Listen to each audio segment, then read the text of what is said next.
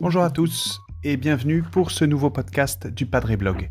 Ici le Père Philippe Néouz et je vous propose aujourd'hui, dans notre cycle sur les vertus, d'approfondir l'une d'entre elles, celle que saint Ambroise désigne comme la plus élevée de toutes, la vertu de force.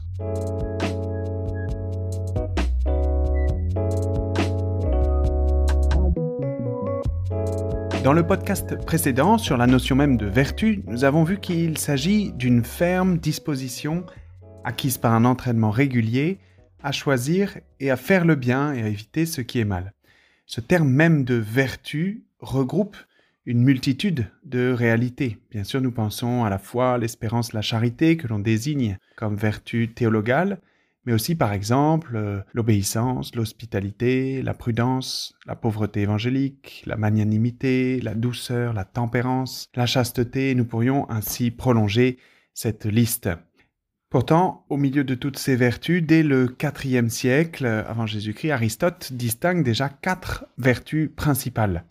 La prudence, le courage ou la force d'âme, la tempérance et la justice. Et nous retrouverons précisément ces 4 mêmes vertus dans la parole de Dieu, dans le livre de la sagesse. Nous sommes au 1er siècle avant Jésus-Christ. Je cite, « Les labeurs de la sagesse produisent les vertus.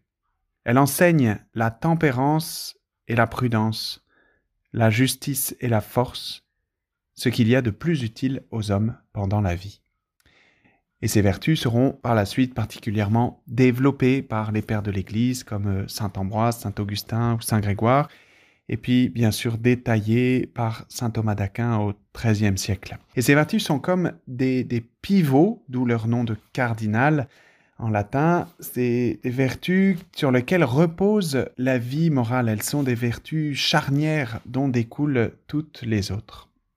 Ces vertus dites cardinales, la prudence, la justice, la force et la tempérance, sont inscrites dans notre nature humaine, à la différence des vertus théologales, la foi, l'espérance et la charité, qui révèlent avant tout l'infusion en nous d'un don gratuit de Dieu. Autrement dit, hormis les vertus théologales qui viennent totalement de Dieu, toutes les autres vertus vont trouver en nous, en notre nature humaine, un fondement, une cause dite naturelle, une aptitude fondamentale qui aspire à se déployer. Mais cette disposition initiale va demander d'être aidée, soutenue, fortifiée et sanctifiée par la grâce de Dieu. Ceci étant dit, je vous propose de nous pencher plus spécialement sur la vertu de force. Bien évidemment, la force dont il est ici question n'est pas la force physique, mais la force d'âme, fortitudo en latin. La force d'âme, qui est la vertu permettant de tenir fermement dans le choix d'une finalité bonne et raisonnable, malgré les difficultés qui inévitablement vont se présenter. Nous le savons, tout homme est enclin à craindre le danger, les épreuves, la souffrance, la pénibilité et ultimement, bien sûr, la mort. Être fort au sens de la vertu, c'est être capable de demeurer fidèle à ses choix bons, malgré cette peur. Posséder la vertu de force d'âme, c'est être capable de surmonter la plus grande des faiblesses humaines qui est la peur. Par exemple, en discutant l'autre jour avec un lycéen, il me partageait sa peur de se dire catho dans son club de volley. La question se posant avec des compétitions, certains week-ends dans d'autres villes, et le fait de manquer l'Eucharistie l'ennuie, mais la peur de partager simplement sa vie de croyant l'effraie davantage, avec la peur d'être raillé, d'être incompris. Et cette peur, nous le savons que trop bien, est largement partagée. Il n'est pas si évident de partager simplement sur sa vie de foi, en racontant par exemple son week-end le lundi en arrivant au boulot, comme on peut raconter aisément sa journée familiale au parc Astérix. Pourtant, nous le savons, le témoignage est bon. Il est appelé à être au cœur de notre vie de foi, ainsi que nous y exhorte le Christ, allez dans le monde entier proclamer l'évangile à toute la création. Et donc c'est là que s'exerce, par exemple, la vertu de force. Je sais que cela est bon, la vertu de force me permet d'accomplir un bien. Dans ce cas, celui d'un témoignage simple et direct. Ma foi est importante pour moi. Voilà, donc la vertu de force a donc pour objet de surmonter, d'écarter ou d'affronter les empêchements qui retiennent la volonté de suivre ce que l'on sait être juste et bon. La force permet de surmonter le désir d'abandon, elle évite de se détourner du bien choisi. Saint Thomas d'Aquin définit ainsi cette force d'âme. La vertu de force vient protéger la volonté de l'homme afin que, par crainte, elle ne recule pas devant un bien raisonnable. Et c'est pour cela que, en art, dans la peinture, cette vertu de force est parfois représentée par un bouclier, parce qu'elle protège la volonté des assauts, de la crainte, des doutes, des peurs. Et donc la force, paradoxalement, est une vertu d'abord défensive. Elle vient protéger la volonté pour que celle-ci puisse s'exercer en choisissant et en accomplissant le bien. Si l'on cherche à récapituler ce que nous avons vu jusqu'ici, la vertu de force vient tout d'abord ancrer l'âme dans son désir de faire le bien et la fortifier dans les résolutions pratiques qui en découlent. Elle permet ensuite d'avancer sans tomber au milieu des tentations qui invitent à abandonner la poursuite de tel ou tel bien. Et puis enfin même, elle permet de dépasser ces obstacles, ce qui va venir à nouveau la fortifier une fois qu'elle sera victorieuse. Je sais, par exemple, que la prière est fructueuse pour mon âme, pour ma vie spirituelle, et pourtant les raisons de ne pas prier sont innombrables. Au moment choisi pour prier, j'ai toujours quelque chose de plus urgent à faire. Et puis une fois dans la prière, j'ai du mal à prier, je ne suis pas assez concentré, au point de me demander parfois à quoi bon. Eh bien, la vertu de force va me faire tenir bon dans ce choix de prier chaque jour, va me faire rejeter toutes les tentations. À quoi bon prier vu la qualité médiocre de ma prière, ou n'est-ce pas plutôt plus important de passer du temps avec telle ou telle personne qui a besoin de moi, etc. La vertu de force me fait tenir bon dans ce choix de prier qui est une réalité bonne. Nous pourrions prendre l'image d'un grand chêne pris dans un vent violent et pourtant profondément ancré, enraciné. Il supporte, il demeure ferme dans l'adversité. Aristote, dans ses réflexions, commente « Certains sont appelés forts surtout parce qu'ils supportent des épreuves pénibles ». La force, donc, permet d'agir avec fermeté, même si l'on est fortement poussé à abandonner, à tomber, à reculer, du fait d'une certaine pénibilité. Et donc, nous disions que la vertu est parfois représentée par le bouclier qui protège. Cette même vertu de force est parfois représentée par une colonne, en référence à un passage de l'Apocalypse. « Tiens ferme ce que tu as, afin que personne ne prenne ta couronne. Celui qui vaincra, j'en ferai une colonne dans le temple de mon Dieu. » Voilà, et donc il y a là cette idée de stabilité, de solidité, d'appui assuré. Alors un petit point d'attention, nous parlons ici avec Aristote par exemple de pénibilité. La vertu de force nous permet de tenir bon dans l'adversité ou la pénibilité, mais elle ne doit pas nous conduire à chercher cette adversité, à rechercher ce qui est pénible comme tel, mais bien à tenir dans le choix de ce qui est juste et bon.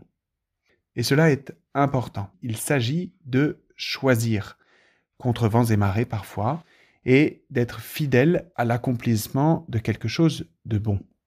Autrement dit, le courage, la force d'âme, n'est pas la conséquence d'une de nos passions. J'agis ainsi parce que j'ai peur des conséquences si je ne le fais pas, tels les soldats de l'armée rouge partant à l'assaut de l'ennemi sous la menace de leurs propres concitoyens. Poser un acte téméraire parce qu'on se laisse envahir par une peur plus grande ou par la colère, par la haine, par un désir de vengeance, n'est en rien le fruit du courage, n'est pas le fruit de la force d'âme. Il s'agit toujours du choix libre et raisonnable d'une finalité bonne pour elle-même.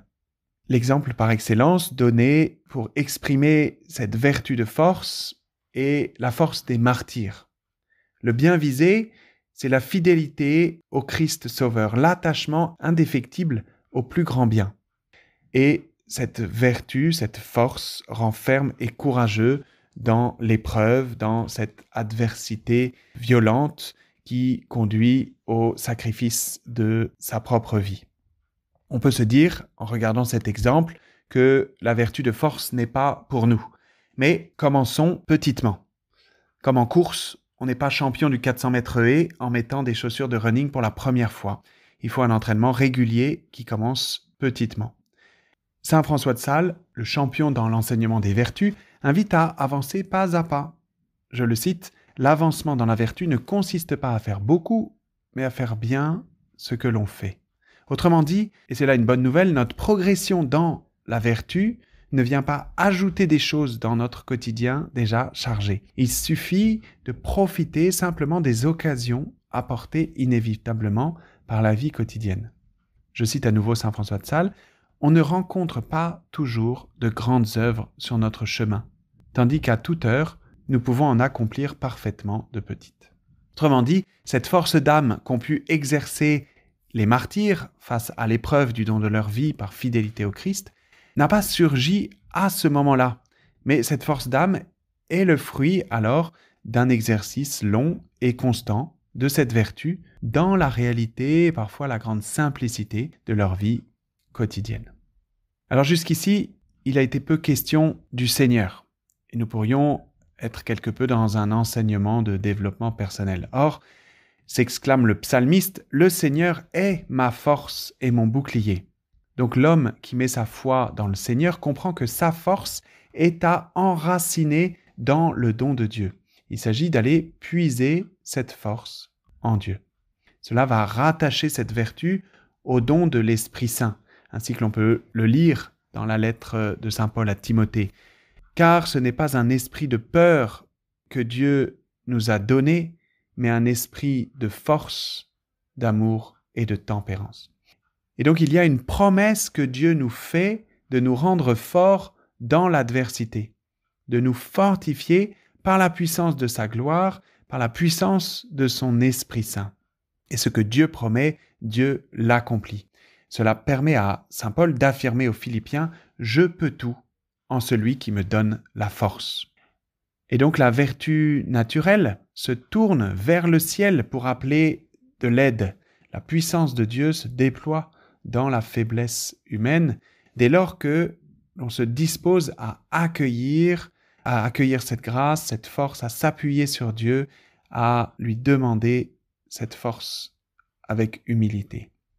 Pour faire grandir en nous la force d'âme, il faut donc le décider fermement, et puis s'en donner les moyens, c'est-à-dire d'une part la pratiquer au quotidien, simplement, dès que l'occasion se présente, dans de petites choses parfois, et puis d'autre part, demander le soutien par la force qui vient d'en haut. J'aimerais conclure cet enseignement en m'attachant à une dimension particulière de cette force d'âme.